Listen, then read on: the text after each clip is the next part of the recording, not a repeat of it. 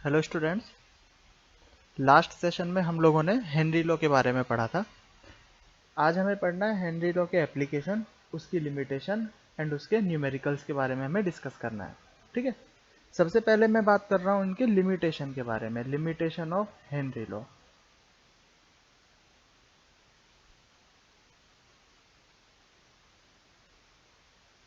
एक एक करके पॉइंट्स देखेंगे इनके और साथ में समझते हुए चलेंगे। बहुत इजी है, हमें आता सब है, बस इसको हम थोड़ा सा फॉर्मूले की फॉर्म में, एक रूल की फॉर्म में पढ़ रहे हैं। बाकी सब प्रैक्टिकल है, हमें पहले से पता है ये रूल्स। जैसे फर्स्ट रूल है हमारे पास, फर्स्ट लिमिटेशन है इसका, लिमिटेशन ऑफ हेनरी लॉ का। This law is only applicable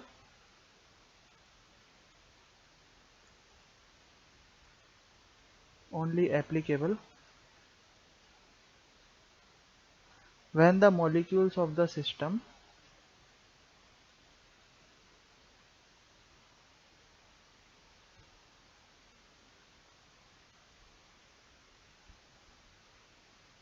are in a state of equilibrium।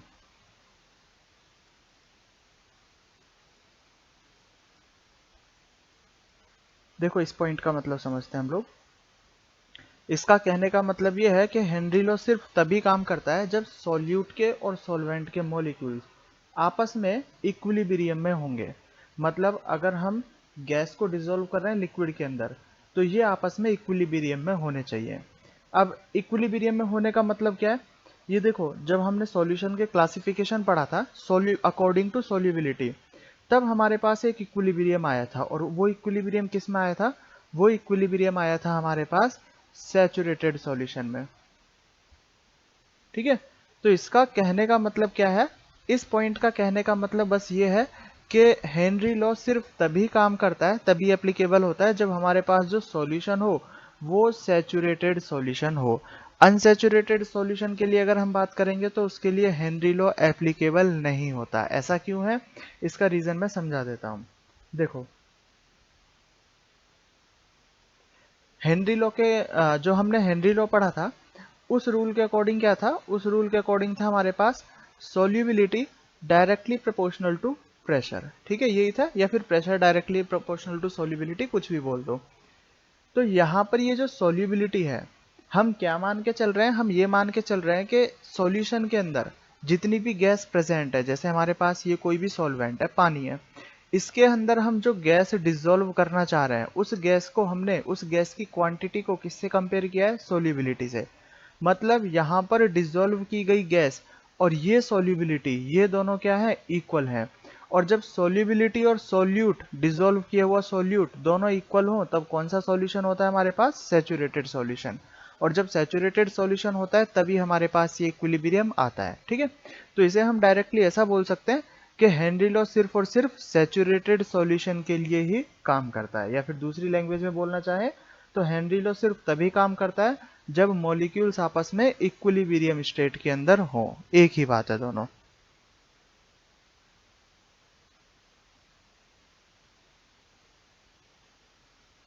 Next हमारे पास जो लिमिटेशन है, सेकेंड पॉइंट है, it does not hold true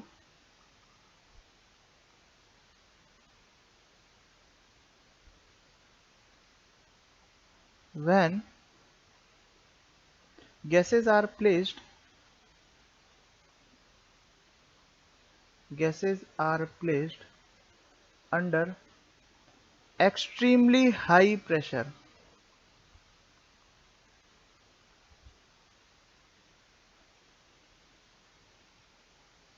मतलब देखो क्या है, हम बोलते हैं solubility directly proportional to pressure, जितना ज्यादा प्रेशर होगा उतनी ज्यादा सोल्यूबिलिटी होगी। लेकिन बहुत ज्यादा प्रेशर के अंदर भी हेनरी लॉ काम नहीं करता है। बहुत ज्यादा प्रेशर अप्लाई करने से क्या होगा? कहीं ऐसा ना हो कि जो हम गैस डिसॉल्व करना चाह रहे हैं, हमने इतना ज्यादा प्रेशर अप्लाई कर दिया कि वो गैस ही लिक्विड के अंदर कन्वर्ट हो गया। और अगर गैस लिक्विड के अंदर कन्वर्ट हुआ तो फिर फैक्टर चेंज हो जाता है, फिर ये हेनरी लॉ काम नहीं करता। हेनरी लॉ किसके लिए? सिर्फ लिक्विड के अंदर गैसेस के लिए है। ज्यादा प्रेशर अप्लाई करने से क्या प्रॉब्लम हो सकती है? मे बी पॉसिबल वो गैस जो हम डिसॉल्व करना चाह रहे हैं वो लिक्विड के अंदर ही कन्वर्ट हो जाए। तो हमारे पास जो केस हो जाएगा वो लिक्विड के अंदर लिक्विड वाला केस हो जाएगा, ठीक है। तो उसके लिए ये हेनरी लॉ है ही नहीं। थर्ड लॉ है हमारे पास, it is not applicable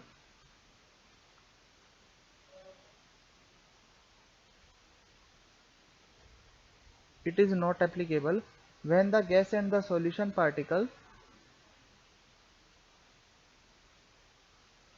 when the gas and the solution particles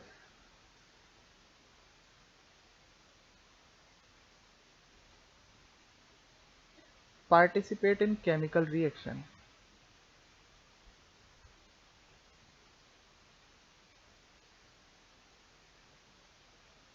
participate in chemical reaction. देखो ये पॉइंट भी हम लोगों को पहले से ही पता है। इसका कहने का मतलब ये है कि हेनरी लॉ तब भी अप्लाई नहीं होगा जब मान लो हमारे पास ये कोई भी सॉल्वेंट के पार्टिकल्स हैं, ये सॉल्वेंट प्रेजेंट है, इसके अंदर अगर मैं गैस डिसॉल्व कर रहा हूं और ये गैस इस सॉल्वेंट के पार्टिकल से जाके केमिकल रिएक्शन कर ले, ठीक है। अगर ये केमिकल रिएक्शन कर लेती है तो इसे हम सॉल्यूशन की प्रॉपर्टी में ही नहीं मानते हैं, मिक्सचर ही नहीं मानते हम लोग इसको, ठीक है। ये प्रॉपर्टी तो हम पहले भी पढ़ चुके हैं। तो अगर ये अंदर केमिकल रिएक्शन कर लेगा तो ये सॉल्यूशन ही नहीं रह जाएगा, और जब सॉल्यूशन ही नहीं होगा तो इसके अंदर हेनरी लॉ भी काम नहीं करेगा, ठीक है।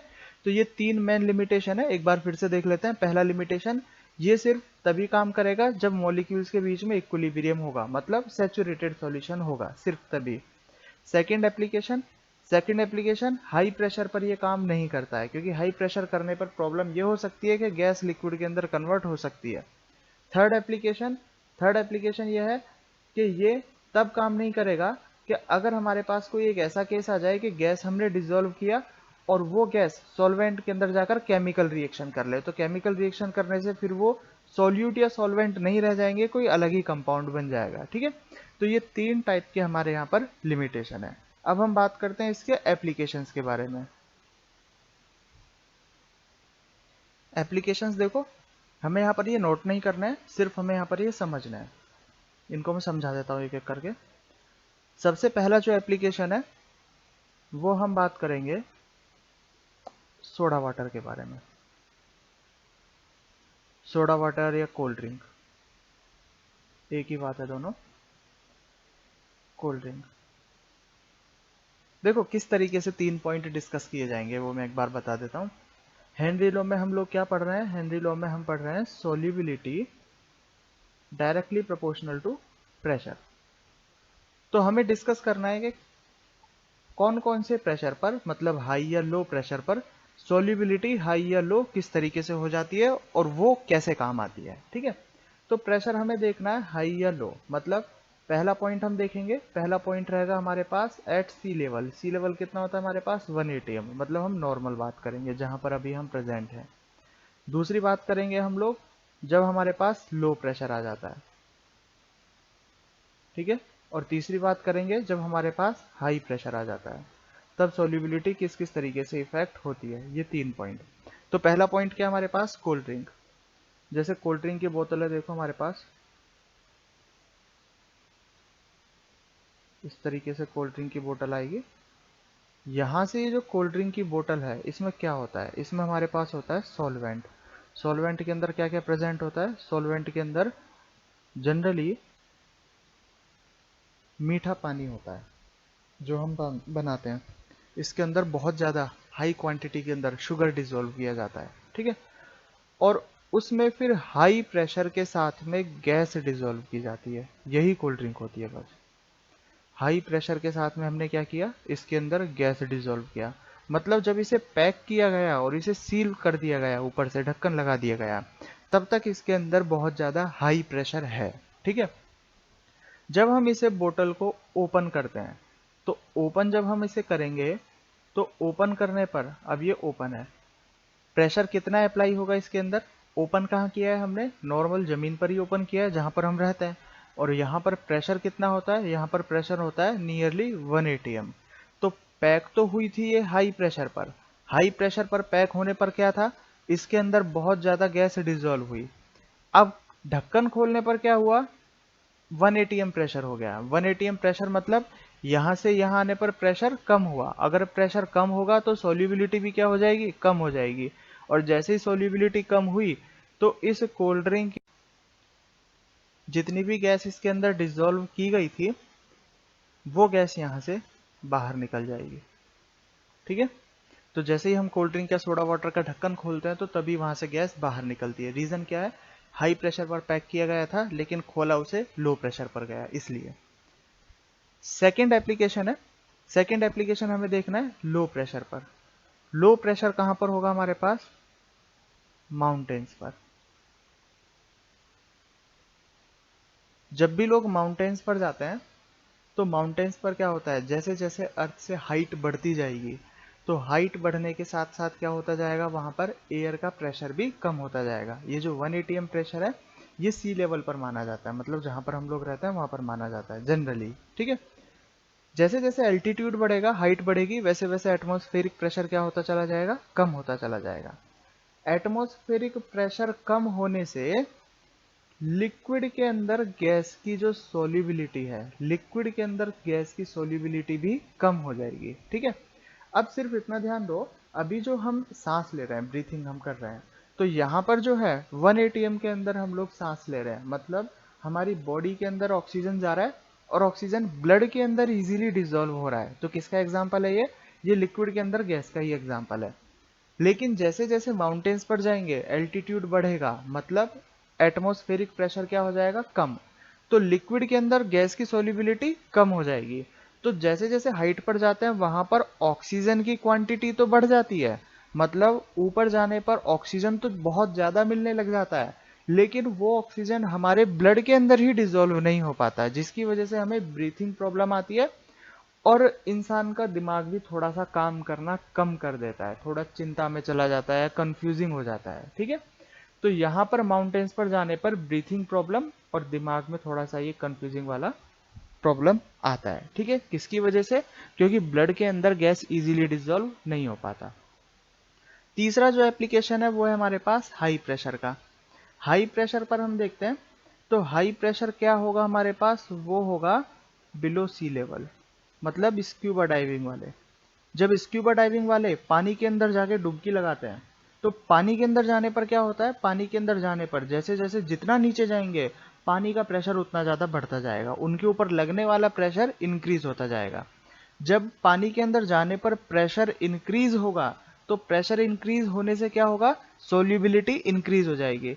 तो जब वो सांस लेंगे तो सांस लेने में ब्लड के अंदर गैस ज्यादा क्वांटिटी के अंदर जाकर डिसॉल्व हो जाएगा। ठीक है, तो ब्लड के अंदर गैस ज्यादा क्वांटिटी के अंदर डिसॉल्व हुआ है, यहां तक कोई प्रॉब्लम नहीं है, डिसॉल्व हुआ अच्छी बात है, सांस अच्छी आएगी, आदमी खुश भी रहेगा। लेकिन जब वो वापस ऊपर आएगा तो ऊपर आने में क्या होगा, अब फिर से प्रेशर कम हुआ और प्रेशर कम होने पर क्या हुआ, सोल्यूबिलिटी कम हो गई। तो जितनी भी गैस ब्लड के अंदर डिसॉल्व की गई थी वो सारी की सारी गैस अब ब्लड में से बाहर निकलेगी, और जब वो गैस ब्लड में से बाहर निकलेगी तो वो हमारी पूरी बॉडी की स्किन को फोड़ते हुए बाहर निकलेगी। तो जितनी भी हमारी स्किन है उसके ऊपर छाले पड़ जाते हैं, ब्लिस्टर स्किन बोला जाता है उसे। तो इतना ज्यादा दर्द होता है, इतना ज्यादा पेन होता है कि आदमी की डेथ भी पॉसिबल है उस केस में। ठीक है, तो जब भी जो स्क्यूबा डाइवर्स होते हैं वो क्या करते हैं, वो एक स्पेशल सूट पहन के जाते हैं और सिलेंडर पीछे लेके जाते हैं। उस सिलेंडर के अंदर नॉर्मल ऑक्सीजन नहीं होता, उस सिलेंडर के अंदर ऑक्सीजन डाइल्यूटेड होता है, ऑक्सीजन को डाइल्यूट किया जाता है हीलियम से, हीलियम ज्यादा क्वांटिटी के अंदर उसमें मिलाया जाता है, क्योंकि हीलियम हमारे ब्लड के अंदर डिसॉल्व नहीं होता ज्यादा क्वांटिटी में। तो जब हम नीचे जाएंगे तो नीचे जाने पर भी उतनी ही क्वांटिटी में ऑक्सीजन डिसॉल्व रहेगा जितना ऊपर आने पर डिसॉल्व होगा, तो तब प्रॉब्लम नहीं आती है। ठीक है, तो ये सिंपल से एप्लीकेशन है। सी लेवल पर क्या एप्लीकेशन हो जाएगा हमारे पास, सोडा वाटर। अगर हम लो प्रेशर पर जाएंगे तो लो प्रेशर मतलब माउंटेन्स पर ऊपर गए तो एटमॉस्फेरिक प्रेशर कम हो जाएगा, जिसकी वजह से सोल्यूबिलिटी कम हो जाएगी, सोल्यूबिलिटी कम होने की वजह से सांस कम आएगा। बिलो सी लेवल मतलब नीचे की तरफ गए तो नीचे जाने से क्या होगा, नीचे जाने से पानी में जाने से प्रेशर बढ़ेगा, मतलब सोल्यूबिलिटी बढ़ जाएगी। सोल्यूबिलिटी बढ़ने में कोई प्रॉब्लम नहीं है, लेकिन जब ऊपर आएंगे तो सोल्यूबिलिटी कम हो जाएगी। तो जितनी ज्यादा गैस डिसॉल्व हुई थी नीचे जाने पर, अब वो कहां से होगी, स्किन में से बाहर निकलेगी, तब हमें वहां पर प्रॉब्लम आएगी। तो ये 3 एप्लीकेशन है हेनरी लॉ के। जेई और नीट के लिए ज्यादा इंपॉर्टेंट नहीं है, लेकिन हेनरी लॉ पढ़ा रहा था इसलिए मैंने पढ़ा दिए। ठीक है, ये हमें नोट नहीं करना है, सिर्फ हमें एक बार ये देख लेना है। न्यूमेरिकल्स देखते हैं हेनरी लॉ के। फर्स्ट क्वेश्चन है हमारे पास, the value of KH for carbon dioxide at a temperature of 293 Kelvin is 1.6 into 10⁻³ atm liter mole inverse. At what partial pressure would the gas have a solubility of 2 into 10⁻⁻5 molar? देखो, कल हमने unit पढ़ा था KH का unit pressure के equal हमने देखा था, लेकिन यहाँ जो KH का यूनिट दिया गया है वो क्या है हमारे पास, ATM लीटर मोल इनवर्स। इसका मतलब क्या होगा, KH का जो फॉर्मूला है, KH का फॉर्मूला है प्रेशर डिवाइडेड बाय सोल्यूबिलिटी, ठीक है। और यहाँ पर जो सोल्यूबिलिटी है वो मोल पर लीटर में है। यहाँ जो प्रेशर है वो ATM में और सोल्यूबिलिटी मोल पर लीटर में। तो हमें ये फॉर्मूला अप्लाई करना है, तभी KH की ये यूनिट पॉसिबल है, ठीक है। हमें पूछा गया है पार्शियल प्रेशर, तो इस फॉर्मूले से P इज इक्वल टू क्या हुआ, KH इंटू सोल्यूबिलिटी को हम C से डिनोट कर देते हैं यहाँ पर। Partial pressure P is equal to KH given है 1.6 into 10⁻³ ATM per litre per mole, multiply by solubility C कितना गिवन है 2 इंटू 10⁻⁻5। मोलरिटी मतलब मोल पर लीटर ही होता है, तो हमें चेंज करने की कोई जरूरत यहाँ पर नहीं है। कैलकुलेट करेंगे, मल्टीप्लाई करेंगे, 1.6 मल्टीप्लाई बाय 2 ये आ जाएगा हमारे पास 3.2 और 10⁻⁻2 मतलब हम बोल सकते हैं 0.032 ATM, ये पार्शियल प्रेशर, ठीक है। सिंपल फॉर्मूला, कोई कॉम्प्लिकेशन नहीं है इस फॉर्मूले के अंदर। देखो हमें वैल्यूज दी जाएंगी, टोटल 3 ही है हमारे पास, KH, P एंड सोल्यूबिलिटी। इनमें से 2 वैल्यूज हमें दी जाएंगी और तीसरी वैल्यू हमेशा पूछी जाएगी, या फिर कुछ कन्वर्ट करा के पूछा जाएगा। Simple question. Next question, calculate the solubility of gaseous oxygen in water at a temperature of 293 Kelvin when the partial pressure exerted by O2 is 1 bar। तो पार्शियल प्रेशर हमें गिवन है 1 बार और हमें KH गिवन है 34840 बार पर litre per मोल, ठीक है। Formula क्या है हमारे पास, formula pressure is equal to KH into solubility को डिनोट कर रहे हैं हम C से। प्रेशर हमें गिवन है 1 इज इक्वल टू KH हमें गिवन है 34840। यूनिट हमें कन्वर्ट करने की जरूरत नहीं है, यहाँ भी बार है यहाँ भी बार है, तो हमारे पास जो C आएगा वो किस में आ जाएगा, मोल पर लीटर में, ठीक है। तो C इज इक्वल टू क्या हुआ 1/34840। जब इसे कैलकुलेट करेंगे तो नियरली इक्वल टू 2.87 इंटू 10⁻⁻5 मोल पर लीटर, या मोलरिटी हम इसको बोल सकते हैं, मोलर। ये सॉल्युबिलिटी यहाँ पर आ जाएगा। बिल्कुल सिंपल क्वेश्चन है, देख लो इसको, कोई भी प्रॉब्लम हो, कोई प्रॉब्लम आएगा नहीं इसके अंदर वैसे। Next question, KH for CO2 at 298 Kelvin is 1.67 into 10⁸ pascal. देखो अब यहाँ पर KH की यूनिट किस में दी गई है, पास्कल में, मतलब ये सिर्फ प्रेशर के बारे में बात कर रहा है। तो हम यहाँ पर सोल्यूबिलिटी की जगह क्या लिखेंगे अब, मोल फ्रैक्शन, क्योंकि मोल फ्रैक्शन ही यूनिटलेस होता है। Calculate mass of CO2 dissolve in 500 ml soda at 2.5 ATM CO2 pressure at 298 kelvin, ठीक है। ऊपर पास्कल है, नीचे ATM है, तो हमें कन्वर्ट करना पड़ेगा। कन्वर्जन के लिए हमें पता है 1 ATM किसके इक्वल होता है, 1.01 इंटू 10⁵। ऑप्शंस ज़्यादा पास पास नहीं है, ऑप्शन दूर दूर हैं, 0.8, 1.8, 2.8, 6.8, तो गैप है ऑप्शन के अंदर। तो हम इस कैलकुलेशन में अप्रोक्सीमेट से 1 इंटू 10⁵ भी ले सकते हैं, ताकि कैलकुलेशन में ज़्यादा प्रॉब्लम ना आए, ठीक है। चलो सॉल्व करने स्टार्ट करते हैं। हमें निकालना है यहाँ पर CO2 का कितना मास डिसॉल्व किया गया है ग्राम के अंदर, मास हमें यहाँ पर निकालना है। फॉर्मूला है pressure, partial pressure is equal to KH into mole fraction, KH into x, ठीक है। मोल फ्रैक्शन किसका, सोल्यूट, सोल्यूट मतलब CO2 है यहाँ पर। यहाँ पर हमें प्रेशर कितना गिवन है, प्रेशर है 2.5 ATM, ठीक है। तो इस ATM को हम कन्वर्ट कर लेते हैं पास्कल में, 1.01 into 10⁵ is equal to KH है यहाँ पर 1.67 into 10⁸ multiply by mole fraction को हम कैसे लिख सकते हैं, NaCO2 बाय N टोटल। ठीक है, इस तरीके से ये लिखा जा सकता है। अब इसे कैलकुलेट करेंगे तो NaCO2 बाय N टोटल हमारे पास आएगा, डिवाइड कर देते हैं, डिवाइड करने पर आएगा ये 1/7 मल्टीप्लाई बाय 10⁻⁻²। ठीक है, तो ये हमारे पास आया। अब देखो, अगर इस मोल फ्रैक्शन को ध्यान से देखें तो पता चल रहा है ये है 1/7 मल्टीप्लाई बाय 10⁻² में, मतलब ये एक बहुत छोटी सी क्वांटिटी है। ठीक है, अगर ये एक छोटी सी क्वांटिटी है तो इसका मतलब CO2 के मोल पानी के मोल के कंपैरिजन में बहुत कम होने वाले हैं। ठीक है, मोल फ्रैक्शन का टोटल का मतलब क्या है, NCO2 plus NH2O is equal to 1/7 into 10⁻⁻7। तो हम बोल सकते हैं, क्योंकि यहाँ पर हमें देखने से ही पता लग रहा है कि मोल -2,